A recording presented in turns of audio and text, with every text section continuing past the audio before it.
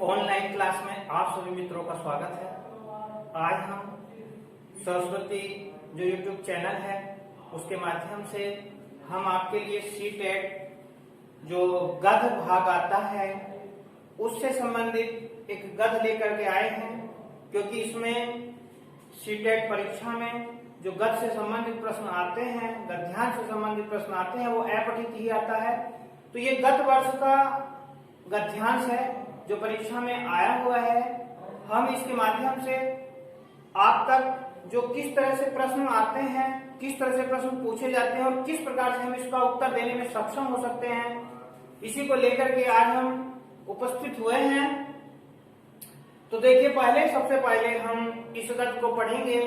संस्कृत निष्ठ गद्यांश है, इसको पढ़ना है, अवलोकन करना है। तत्पश्चात इसमें से किस प्रकार से प्रश्न निकाले जाते हैं, तो इन प्रश्नों को कैसे हल किया जाता है, यह भी हम आपको आज बताएंगे इस वीडियो में। तो आइए मित्रों देखते हैं। देखिए, इसमें लिखा है अधोलिखितम गद्यांशम पठित्वा तदनंतरम प्रदत्त प्रश्नानाम। ये प्रश्न लिखे हुए हैं, यहां पर 38 तक हो जाएगा।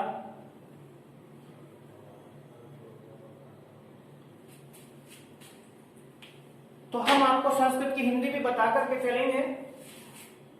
31 से 38 तक विकल्पात्मक उत्तरेषु समुचितम उत्तर चित्वा लिखित है। तो इसमें बताया गया कि अधोलिखित गद्यांश है जो लिखा हुआ है, पठित्वा पढ़ करके तदंतर उसके पश्चात प्रदत्त जो प्रश्न दिए गए हैं, जितनी भी संख्या होगी, 8 प्रश्न हो, 7 प्रश्न हो, जितने भी प्रश्न हो, तो इसमें लिखा है कि विकल्पात्मक कैसे प्रश्न मिलेंगे आपको, वैकल्पिक प्रश्न मिलेंगे। उत्तरेषु, इसमें संधि तोड़कर पढ़ते हैं, विकल्पात्मक उत्तरेषु, तो यहाँ पर दो संधि हो जाएगी, यहीं से ये टूटेगा, विकल्पात्मक उत्तरेषु। तो के में से ए निकलेगा और यहाँ उ ये गो हो जाता है, गो संधि से। समुचितम यानी कि जो उसका समुचित उत्तर है ये आपको बताना है। क्या है? चित्वा चयन करके, उत्तरम उत्तर को चित्वा चयन करके, इसमें तत्व प्रत्यय है, ची धातु है, चयन करने के लिए आती है। लिखित है, हमें लिखना है, केवल हमने लिखना नहीं है, उसमें भरना है, गोला काला करना है OMR शीट में। तो मित्रों क्या कहते हैं? कस्मिंचित अरण्ये, कस्मिंचित अरण्य संधि को तोड़ के पढ़ा जाता है। कस्मिंचित अरण्ये वसति इसमें को अपनी सिंह है। देखिए, संस्कृत की अपनी ये शैली है, संस्कृत का अपना एक रूप है कि संस्कृत में शब्द को आप वाक्य बनाते समय, अनुवाद करते समय या वाक्य जब लिखते हैं हम संस्कृत का, तो उसमें कोई भी शब्द कहीं भी लिखा जा सकता है, चाहे आगे लिख लीजिए, पीछे लिख लीजिए, लेकिन अर्थ उसका सार्थक निकल के आ जाता है। तो यहाँ पर देखिए, कस्मिंचित अरण्ये बस्ती इसमें को अपी सिंह है।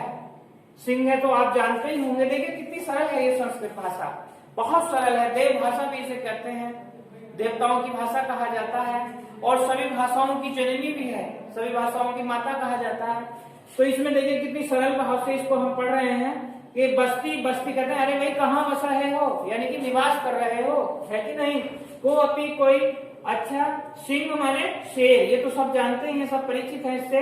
तो एक शेर था और कोई शेर वह कहाँ रहता था? कस्मिंचित अरण्य, अरण्य कहते हैं जंगल को, वन को, वन को, जंगल को क्या कहते हैं? अरण्य कहते हैं, अरण्य कहते हैं। तो इसमें बताया है कि किसी जंगल में एक शेर रहता था। इसमें है अस्थि होता तो है के लिए वर्तमान काल है, इसमें जोड़ देने के बाद पश्चात हो जाता है, भूतकालिक हो जाता है कि बसता था। तो कोई शेर किसी जंगल में रहता था, वहां पर उसी जंगल में क्या था? पर्वतस्य गुहायाम से, पर्वतस्य पर्वत की, गुहा, गुहायाम, गुहा कहते हैं गुफा को, किसको कहते हैं? गुफा को। से माने वह, दीवा कहते हैं दिन को, ऐसे पता क्या करता था? वह दिन में, दीवा माने दिन में, से माने वह, दीवा दिन में पर्वत की गुफाओं में क्या कहता था? सो जाता था। क्या करता था? सो जाता था। कहाँ रहता था? कहाँ रहता था वह? पर्वत की गुफाओं में सोता था। ठीक है। अब क्या कहते हैं? दिन के समय में। तो आगे क्या कहते हैं? रात्रौ च वनैत्यस्तः, क्या हो रहा है? रात्रि में, वन में, इधर उधर क्या करने के लिए?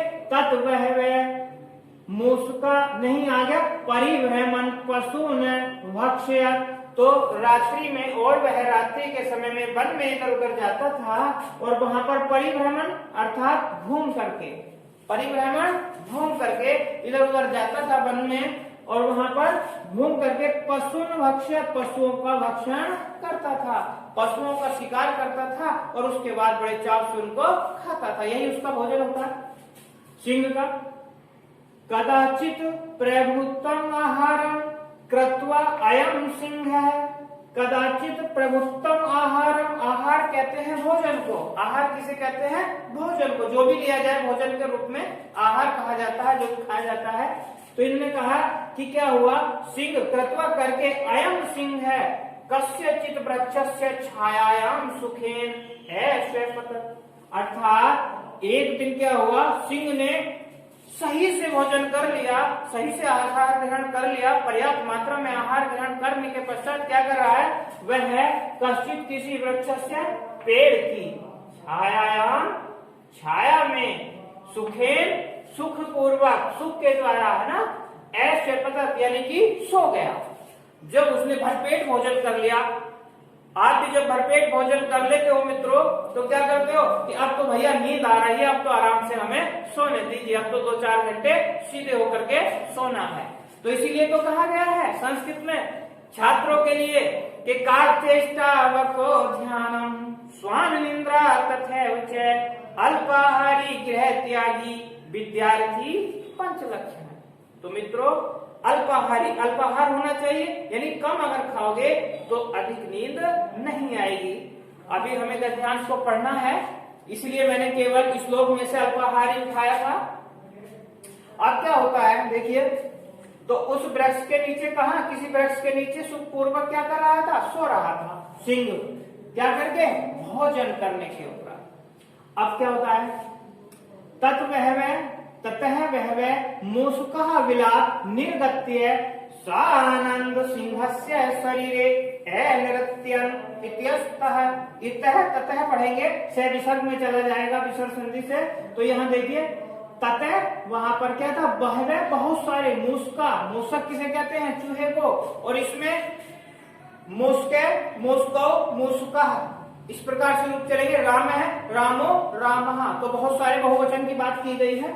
तो मूषका शब्द आया है, तो बहवे बहुत सारे, मूषका चूहे, बिलात, बिलात शब्द आया पंचमी विभक्ति का है, और पंचमी विभक्ति का है इसलिए जब कोई वस्तु या व्यक्ति किसी वस्तु या व्यक्ति से अलग होता है तो वहां पर याद रखिएगा पंचमी विभक्ति का प्रयोग किया जाता है।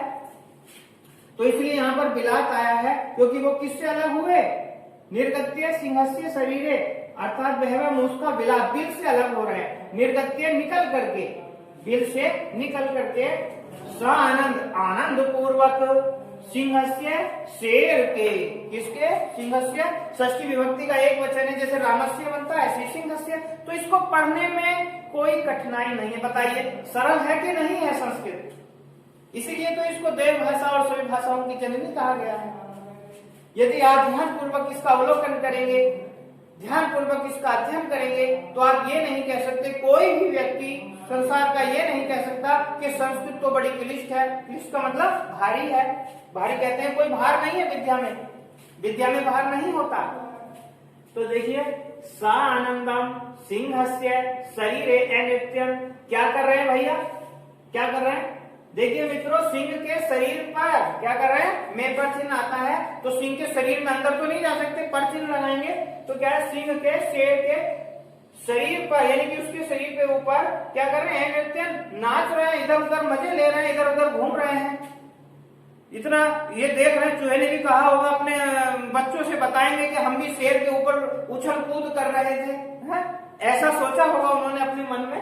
तो यहाँ पर देखिए आनंद पूर्वक कहां से निकले, बिल से निकल करके, कौन, चूहे, सानंद आनंद पूर्वक, सिंहस्य शेर के शरीर पर क्या कर रहे हैं, नाच रहे हैं, इधर उधर दौड़ रहे हैं।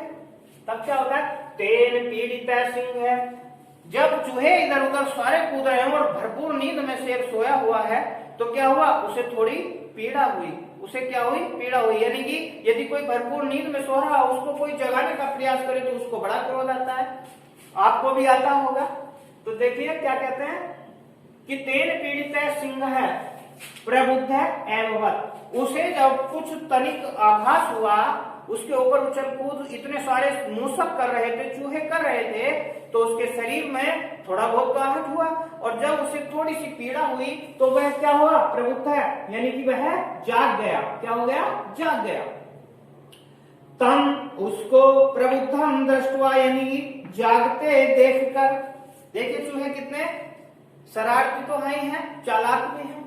क्या हुआ, तम प्रबुद्धम दृष्टवा पलायन्ते सर्वे मूषका, विलम, विलम से आप सब जानते हैं, बिल को कहते हैं, मूषका माने चूहे के लिए आया है, सर्वे माने सभी, पलायन्ते पलायन करके, जब जाते हैं तो उसको क्या कहते हैं, पलायन कर गए।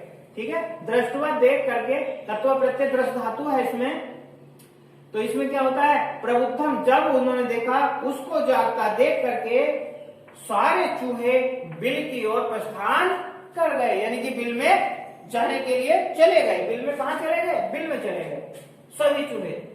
तेषां किमपि मुस्कम एघना सिंह करतले, अब भैया जब सब एक साथ जा रहे तो सिंह ने थोड़ी बहुत तो कलवट लेगा कि नहीं लेगा, है थोड़ी इधर उधर तो अपने शरीर को जब जागा है तो थोड़ा बहुत तो हिलाएगा। अब क्या हुआ कि उनमें से कोई चूहा, जब चूहे बिल में जा रहे थे तो कोई चूहा करतलीन, करतल कहते हैं हाथ को, कर माने हाथ, तल माने हथेली, इस प्रकार से होती है। तो इन्होंने कहा कि कोई चूहा करतलेन उसके हाथ में क्या हो गया, हाथ के नीचे आ गया, यानी कि उसने उसके हाथ में आ गया कोई चूहा। ठीक है, अब क्या करते हैं, सब दौड़े होंगे तो एक आध तो चूहा उसके हाथ में आना स्वाभाविक था।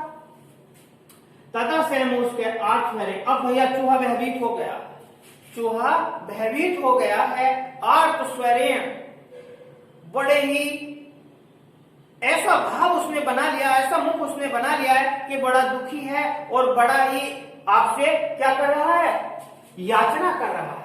तो क्या कह रहे हैं, देखिए, तथा सहम उसके आठ स्वरे, वह बड़े दुखी स्वर में क्या कह रहा है, बदत बोला, बड़े दुखी स्वर बना करके बोला, वो महाराज, अरे महाराज, महाराज जी, देखिए महाराज इसलिए कहा क्योंकि चूहा क्या होता है, वो चूहे का नाम महाराज, सिंह क्या होता है, जंगल का राजा होता है मित्रों। तो वो महाराज, अरे महाराज, त्वं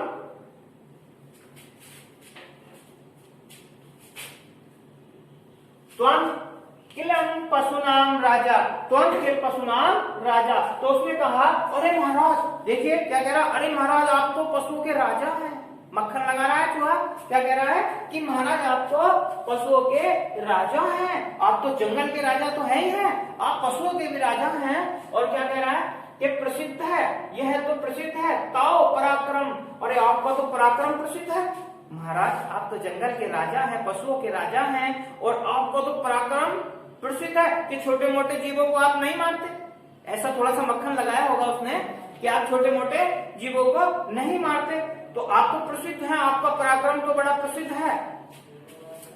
अहम तो पराक्रम, आपका जो पराक्रम क्या है, प्रसिद्ध है, प्रसिद्ध है। अहम तू क्षुद्र जंतु, क्या है इसमें, क्षुद्र आ जाएगा, क्षुद्र है जंतु, तो वो कह रहे हैं अहम माने मैं, तू माने, देखिए क्या कह रहा है कि अहम क्षुद्र जंतु, अपने आप को क्या बता दिया है, बड़ा छोटा प्राणी बता दिया कि मैं तो एक बहुत छोटा सा जीव हूं, मैं तो एक छोटा सा, बहुत छोटा सा जीव हूं, क्षुद्र, अपने आप को बड़ा छोटा दिखाया है चूहे ने, मूसक ने, बड़ा चातुर्यता के साथ इसने यहाँ पे बताया। शेर से कह रहा है, महाराज आप तो जंगल के राजा हैं, आप तो जो हमारे पशु होते हैं उनके राजा हैं, और एक मैं छोटा सा जीव हूं, आप तो पराक्रमी हैं। देखिए किस तरह से कह रहा है कि आप तो, मैं तो छोटा सा जीव हूं, मम अपराधम तावत क्षमस्व है, मैं आपसे अपने अपराध को, मेरे अपराध को क्षमा कर दीजिए महाराज। हाथ जोड़ लिए होंगे, पैर पकड़ लिए होंगे सिंह के, तो क्या कह रहा है कि मम अपराधम तावत क्षमस्व है, यानी कि मुझे क्षमा कर दीजिए मेरे अपराध को, मां माजही मुझे मत मारिए, मई दया करो, मुझ पर दया करिए, मुझ पर दया करो, मुझे मत मारो।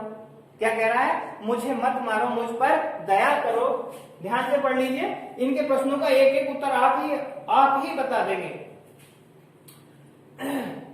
तो आठ स्वर में उसने कहा, दुखी स्वर में कहा कि मम अपराध तावत क्षमस्व, मेरे अपराध को क्षमा कर दीजिए, मुझे मत मारिए, मुझ पर दया कीजिए। तद कदाचित अहम करिष्यामि तव सहायम इति एतत् तस्य अर्थवचनं श्रुत्वा सिंह तम मुच्यते। तो क्या कह रहा है, देखिए यहाँ पर कि मुझ पर दया करिए, कदाचित करिष्यामि, कभी, वो कह रहा है कि महाराज मुझ पर दया कीजिए, मैं छोटा जीव तो दे सकूं, लेकिन भविष्य में हो सकता है कि मैं भी आपकी कभी सहायता कर सकूं, भविष्य में मैं भी कभी आपकी सहायता कर सकूं। तो सहायम इति एतत् तस्य, उसके ऐसे अर्थ स्वर सुन करके, अर्थ वचनम विनम्रता पूर्वक, बड़े ही अर्थ स्वर, बड़े दुखी स्वर में वो कह रहा था, श्रुत्वा सुन करके, सिंह है तम उचित है, अर्थात मुच धातु मुक्त करने के लिए आती है। क्या कर दिया शेर ने, उस चूहे को मुक्त कर दिया। ठीक है, क्या कर दिया, उस चूहे को क्या कर दिया, मुच धातु से मुक्त करने के लिए आती है, मुक्त कर दिया, अर्थात उसको छोड़ दिया। अब इससे संबंधित कुछ प्रश्न हैं, इन प्रश्नों पर ध्यान देना है। देखिए पहला प्रश्न इसमें पूछा गया है, इसी का ध्यान से पूछे जाएंगे, सारे प्रश्न इसी में से आएंगे, 7 या 8 आ जाते हैं, 8 या 7 इस प्रकार से आते हैं, काव्य में से भी आते हैं, पद में से। मोस्का कुतः निर्गच्छति स्म है। अब बताइए जो मूसक थे वो कहां से निकल करके आए थे, कहां से निकल करके आए थे, कहां से आए थे, मूसक कहां से निकल करके आए थे, मैं इसकी हिंदी आपको बता रहा हूं, बिलात, बिल में से आए थे, भाई अलग होने के योग में मैंने बताया था, गुह्यात, गुह्यात है लिखा इसमें, तो यानी गुफा से निकल करके आए थे, बनास वन से आए थे, या वृक्ष मूलात, वृक्ष के मूल से आए थे। अब बताइए कहां से आए थे चूहे, बिल्कुल सही, देखिए इसको पढ़ लीजिए, कहां है, कहां सो रहा था सिंह, और कहां से निकले थे, कत है वह मूसका बिलात निर्गत्य है, कहां से पूछा, कुतः माने कहां से, तो इसका क्या आ जाएगा, इसमें बिलात है, बिलात निर्गत्य है, स्वानंद सिंह से शरीरे नित्यम, कहां से निकल करके आए थे, निर्गत्य निकल करके आए थे बिलात से। तो कौन सा विकल्प इसका सही है, आपको ज्ञात हो गया है, बिलात से निकल करके आए थे, बिल से निकल करके आए थे। गुह्यात गुफा को कहते हैं, बनात वन को कहते हैं, और वृक्ष मूल आप जानते ही हैं। दूसरा प्रश्न है, मूसका कुत्र नृत्यंती, इसमें कुत्र माने पुत्र भी कहां के लिए आता है, नृत्यंती, नृत्य धातु है, इसमें नाचने के लिए आती है। बहुत सारे चूहे थे, मूसका, क्योंकि यहाँ पर बहुवचन है तो इसीलिए क्रिया भी किस कौन सी लगेगी, बहुवचन की लगेगी। तो चूहे कहां नाच रहे थे भैया, इसमें शब्द मैंने बताया आपको, इसमें जोड़ दिया जाए तो भूतकालिक हो जाता है, तो इसमें बताया जो चूहे हैं वो कहां नाच रहे थे। अब आपको बताने की जरूरत नहीं है, आवश्यकता नहीं है, आप तुरंत इसका उत्तर लगा सकते हैं। कहां नाच रहे थे चूहे, कहां नाच रहे थे, बिल में नाच रहे थे, या सिंह के शरीर पर नाच रहे थे, या गुफा में नाच रहे थे, या वृक्ष के ऊपर नाच रहे थे। देखो वृक्ष ऊपरी है, इसमें संधि है, वृक्ष प्लस ऊपरी गुण संधि हो जाएगी, 6 में से निकलेगा, रो मिलाकर के वो बना दिया जाता है। तो व्याकरण आपकी पक्की यदि है, व्याकरण आप सही तरीके से कर लेते हैं, ठीक है, परिपक्व है व्याकरण में, तो आप कोई प्रश्न व्याकरण से संबंधित नहीं छोड़ेंगे। तो मूसका कुत्र नृत्यंती, इसमें अहम भूमिका निभाती है व्याकरण। संस्कृत की व्याकरण बहुत मुख्य है, व्याकरण यदि आप जानते हैं तो किसी भी गद्य और पद का अर्थ निकाल सकते हैं, उसका हिंदी में अर्थ आराम से निकाल सकते हैं, कोई कठिनाई वाली बात नहीं है। तो भैया सिंह के ऊपर ही तो नाच रहे थे, कहां नाच रहे थे, निर्गत्य निकल करके, सानंदम सिंहस्य शरीरे नृत्यन, कहां नाच रहे थे, हाँ, तो सिंहस्य शरीरे, तो बी विकल्प आपका क्या हो जाएगा, सही हो जाएगा, क्योंकि बिल में नहीं नाच रहे थे, सिंह के ऊपर ही तो नाच रहे थे, नृत्य कर रहे थे, गुफा में नहीं नाच रहे थे, वृक्ष के ऊपर तो नाच ही नहीं रहे थे, तो इसीलिए यहाँ पर क्या आ जाएगा, सिंहस्य शरीरे। आगे प्रश्न है, सिंह एक मूसक केन ग्रहणात, अरे भैया सिंह कहाँ, एक मूसक कहाँ आ गया, कहाँ आ गया था, कैसे पकड़ा गया एक चूहा, तो देखिए उसके पैर से, उसने पैर से पकड़ लिया, नहीं पकड़ा ना, बाहुबलेन, भुजा के बल पर, नहीं भैया, तो करतल कहाँ हाथ में आ गया था, करतलेन, देखिए यहाँ पे भी लिखा है, मूषकस्य सिंह करतलेन, कहा गया था करतलेन। तो ये है करतलेन जो आया है, यही इसका सही क्या हो जाएगा, उत्तर हो जाएगा। ठीक है, विकल्प इसका सी विकल्प सही होगा।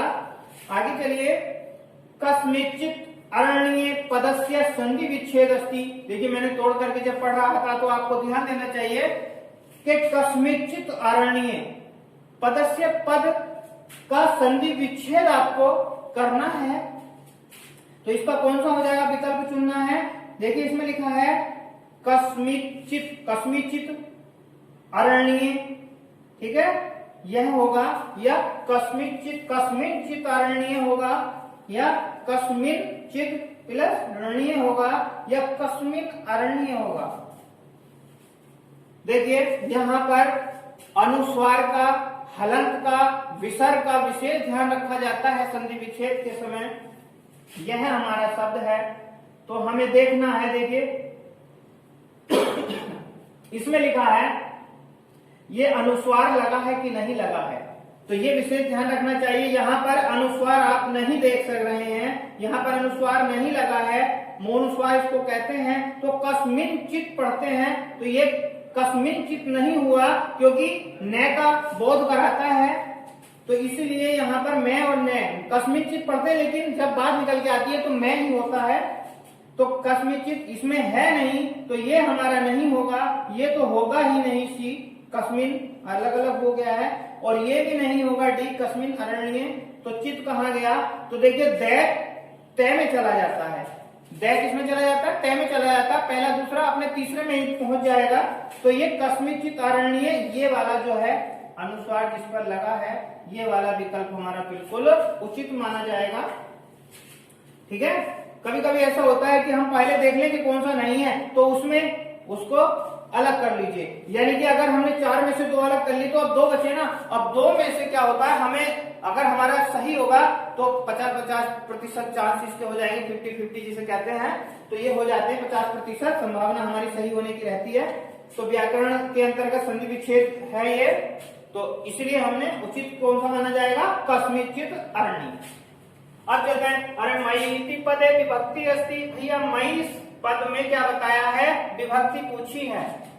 यदि आपने अस्मत् के रूप याद किए हैं तो आप भली प्रकार से इसको बता दोगे कि एक वचन का ही ये रूप है सप्तमी का। मैं आपको बता दूं, और पहले में चलता है, कैसे चलता है, अहम आवाम वयम, ठीक है, और दूसरे में क्या होता है, माम आवाम अस्मान, इस प्रकार से चलता है। तो ये मई, और जो एक वचन में तृतीया में आ जाता है वो क्या बनेगा, मया, और चतुर्थी में मय्यम, पंचमी में मत, और षष्ठी में मम, और सप्तमी एक वचन में क्या बनता है, मई। ठीक है, तो ये सप्तमी विभक्ति आपकी सही हो जाएगी। फिर आगे प्रश्न है, सिंह केन पीड़ित आसीत। अरे भैया सिंह किससे पीड़ित हुआ, अरे किससे पीड़ित हुआ, किसके द्वारा पीड़ित हुआ सिंह। मूषका नाम नृत्य, ठीक है, मूषका नाम नृत्य, या धावनेन, या मूषकेन, या बुभुक्षया। तो इनका सभी का अर्थ मैं आपको बताऊंगा। बुभुक्षा कहते हैं भूख को, तो भूख से तो व्याकुल था नहीं, बिल्कुल पीड़ित नहीं था। क्यों, क्योंकि आराम से खा पी करके शयन कर रहा था, मजे से सो रहा था। तो ये तो आपका गलत हो गया। मूषकेन, देखिए यहाँ पे आप भ्रम में पढ़ सकते हैं, मूषकेन यानी चूहा, ठीक है, चूहे के द्वारा। लेकिन चूहे के द्वारा क्या किया जा रहा था, हमें केवल गद्य, जो गद्यांश है इसी के अनुसार उत्तर देना है। तो इसको एक बार अवलोकन कर लेते हैं पुनः। कश्चित वृक्ष से छाया सुखेन प्रबुद्ध है, यहाँ तत्व पहले मूषका बिलात निर्गत्य सानंद सिंह से शरीरे, सिंह से शरीरे नृत्य, क्या कर रहे थे, नाच रहे थे, कहां पर, सिंह के ऊपर। ठीक है, क्या नाच रहे थे, सिंह के ऊपर। कौन नाच रहे थे, चूहे। तो भैया ये वाला विकल्प आपका बिल्कुल मित्रों सही होगा। उसका नाम नृत्य, यानी कि चूहों के नाचने से ही तो वो दुखी था, उसी से तो जागा था, चूहों से तो दुखी नहीं था, यही चूहे के नृत्य से। चूहा दूर बैठा रहता, सारे चूहे दूर बैठे रहते, तो क्या वो दुखी होता, उसे पता ज्ञाति नहीं होता, वह तो सो रहा था। इसलिए जब उन्होंने नृत्य किया तो वह उसको पीड़ा हुई, धावनेन दौड़ने से। लेकिन यह जो है वही सही माना जाएगा। ठीक है, उचित यही होगा। और सीटेट में ऐसे ही आते हैं कि एक जैसे दिखाई देते हैं, यही ठीक होगा, लेकिन जो गद्य पूछ रहा है गद्य के अनुसार ही हमें उसका उत्तर देना है। ठीक है, तो अब आगे चलते हैं। आगे प्रश्न, निर्गत्य इति पदे प्रत्यय अस्ति। देखिए निर्गत्य शब्द दिया है, पद दिया है, और इसमें क्या बताना, प्रत्यय बताना। और प्रत्यय कहाँ जोड़ा जाता है, बाद में जोड़ा जाता है। प्रत्यय बाद में जोड़ा जाता है और उपसर्ग पहले जोड़ा जाता है। याद रहे, मैं आपको एक बात बता दूं, कभी नहीं भूलोगे, कोई ऐसा पद है जिसके प्रारंभ में उपसर्ग लगा हो और बाद में शेष यह बच रहा हो, ठीक है, अंत में क्या बच रहा हो, यह बच रहा हो, तो याद रखना इसमें लय प्रत्यय होता है। यह एक जैसा और एक यद प्रत्यय और होता है, उसमें भी यह शेष रहता है, लेकिन उसमें प्रारंभ में उपसर्ग नहीं होता। ये इसकी पहचान है लय की, कि प्रारंभ में उपसर्ग मिलेगा, 22 उपसर्गों में से कोई एक उपसर्ग मिलेगा और अंत में क्या मिलेगा, यह मिलेगा। ठीक है, तो इसमें कौन सा हो जाएगा, लय हो जाएगा। ठीक है भैया, तुम उनका तुम शेष रहता है, कत्वा का त्वा शेष रहता है, कत का तय शेष रहता है, तो इसलिए कौन सा होगा, लय। क्यों, क्योंकि इसमें निर उपसर्ग है। ठीक है, कौन सा है, निर उपसर्ग है, कम धातु है, और क्या है, लय प्रत्यय है। आगे आता है अत्र तत्र इत्यर्थे। इत्यर्थे यहाँ पे भी संधि है, यहाँ संधि हो जाएगी, यहाँ पर इत्यर्थे पढ़ेंगे इसको। किम अप्य पदम प्रयुक्तम, इन्होंने कहा कि अत्र और तत्र इति अर्थ, यानी कि इसके अर्थ में एक अव्यय शब्द है, नीचे जो लिखे हैं वह उसका चुनाव करना है कि इसके जैसा अर्थ वाला कौन सा है। ठीक है, हिंदी समझ में आ गई है आपकी। वैसे तो आप विद्वान बन गए हैं, विदुषी बन गए हैं, ठीक है, तो इसे आप जानते ही हैं। तो इत्यस्तः, ठीक है, ये से विसर्ग में जाएगा, इतः ततः भी हम इसको पढ़ सकते हैं। और इसके बारे में, यानी कि इसका जो रूप है कौन सा, अव्यय पद प्रयुक्तम, इसके अर्थ में क्या प्रयोग किया गया, अत्र माने यहाँ, तत्र माने वहां, यहाँ वहां, कौन दौड़ रहे थे, इधर उधर, इधर उधर, तो यही बात आ गई है। तो इसलिए ये विकल्प हमारा सही माना जाएगा। ये नहीं होगा, ये नहीं होगा, और कदाचित तो होगा ही नहीं।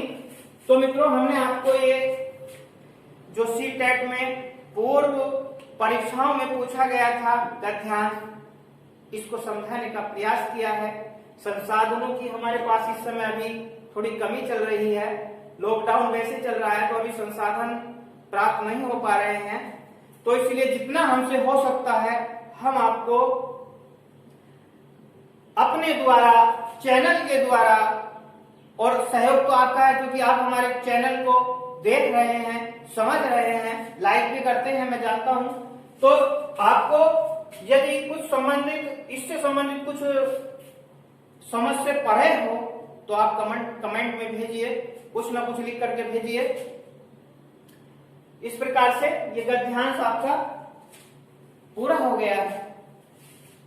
हम प्रयास करेंगे कि आने वाली वीडियो में हम आपको और भी अच्छा कुछ देने का, प्राप्त कराने का प्रयास करेंगे।